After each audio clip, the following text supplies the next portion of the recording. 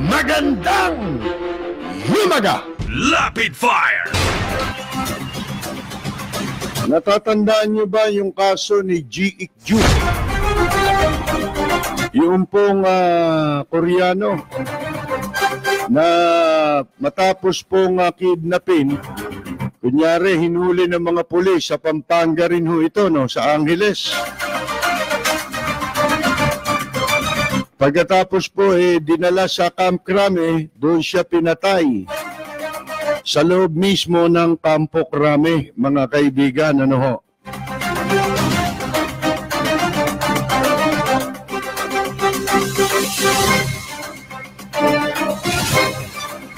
Bueno, yung kaso po na yan, mga kaibigan, ilang judge na po ang humahawak ho.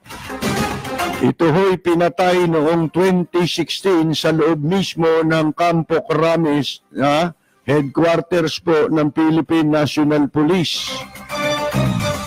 Alain ninyo, ilang taon na yan, no? 2016. Ang tagal, ang bagal po ng takbo ng kaso dahil mga pulis ang sangkot dito. Samantalang dun sa Korea, di ba? Marami nang naging kaso ng mga opisyal sa gobyerno. Ultimo yung presidente nila. 1 buwan lang kulong. Pagkatapos mabisto sa katarantaduhan, mga kaibigan, 1 buwan lang Pagkalipas ng 1 buwan, kulong na. Dito, tagal.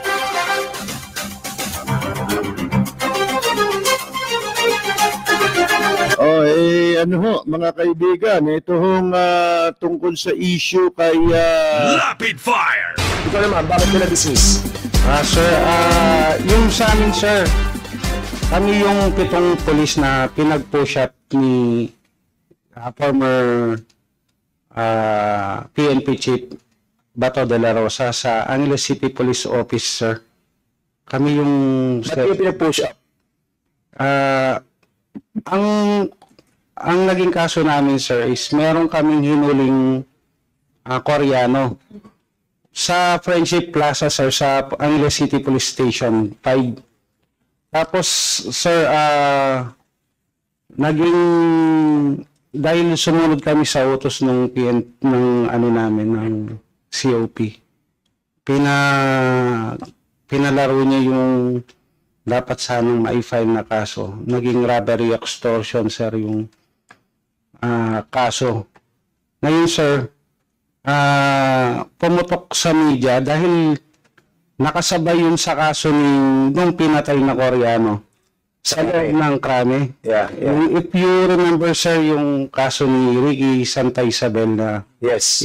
Juji yata yung Koreano. Jukin.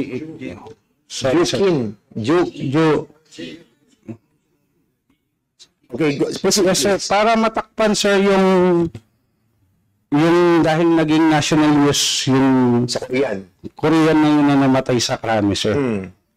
Ang kwento nung sa amin, sir, kami, sir, yung pinantakip nila para gawing sensationalize yung kasong simpleng robbery extortion, sir, yung sa amin. Is ginawa kaming kidnapping. Insist nila, sir, na pinapilit nilang pinafile na kidnapping yung maging kaso namin. Tapos apparently, sir, after 2nd day, sir, nangyari yun, sir. Nirestrict kami sa kampo, sir. Tinanggalan kami kaagad ng baril, sir, at saka ng cellphone. Nirestrict kami doon wala pa kaming kaso, sir. Tapos nabalitaan na lang namin na may planong patayin kami, sir. Ng mga taga-Crame yata or... Ito kasi nyo, it's not, hindi siya involved yung operation nyo tungkol sa illegal drugs. Hindi, sir. Robbery extortion ng police. Well, anyway, ang pinag-uusapan natin sa, sa EJK, no? Yes, But it's worth understanding also yung case ninyo. No? Kasi, sir, yung... These are all, these are all your story and your allegation But of course, we will be asking also the PNP to look into this. Kung talagang but sino administrative dismiss kayo, right? Yes, sir. Yung criminal case din, sir, dismiss.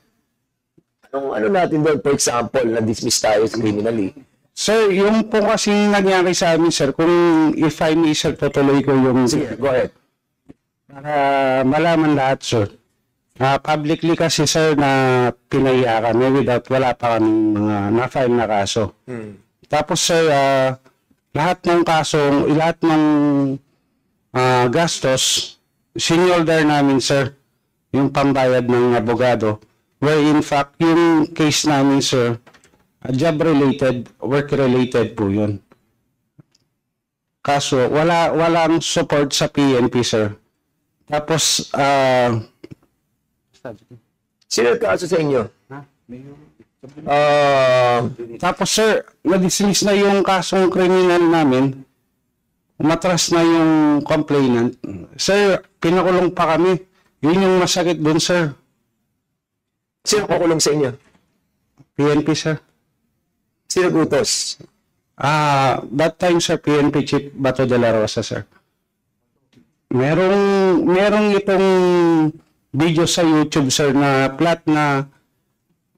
plano kaming patayin, sir, para matakpan yung kaso sa Karami na binulgar ni asawa ni Ricky Santa Isabel, sir.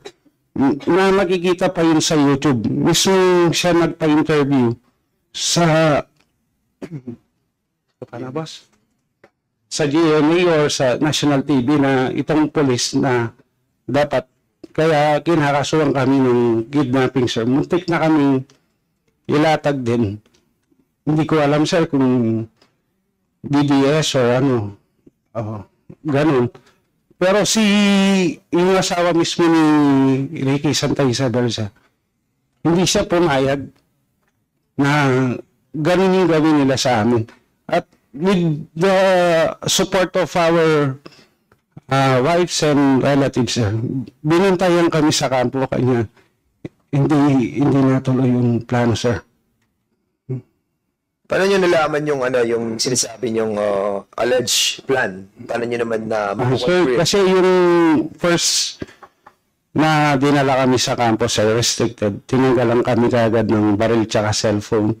Wag daw kami makikipag-communicate sa labas. Tapos, sir, dahil sa akbo doon kami, marami kaming kakilanang polis. Sinabi nila sa amin, wala kaming cellphone, sir. May isa-isa yung kwarto kami. Sabi nila, may planong patayin kayo, kukunin kayo dyan, sabi niya. Sabi, tawagin niyo yung mga kamag-anak niyo, bantayan kayo, sir. Apparently, sir, na-verify namin po yun. Sino nagsabi sa iyo ng ganun? Yung mga kasama din namin. Sir. Yes, sir, mga kadikit na namin official. Saan area kayo? Angeles City Police Officer. Saan? Angeles City Police Officer. Can you mention the name of the officer who have... Kung sa executive session, sir, kung makakailing kami. Or sa affidavit. Yung mention namin. Sige. Siguro mag-affidavit ka. Tapos, sir, yung nagpatibay dun sa sabi-sabi na yun sa station, sir. Ay sa campus, sir. Yung isang asawa ni Ricky Santa Isabel, sir. Sino si Ricky Santa Isabel? Yun po yung suspect na police. Karami, sir, yung sa AIDG na pumatay doon sa Koreano. Okay.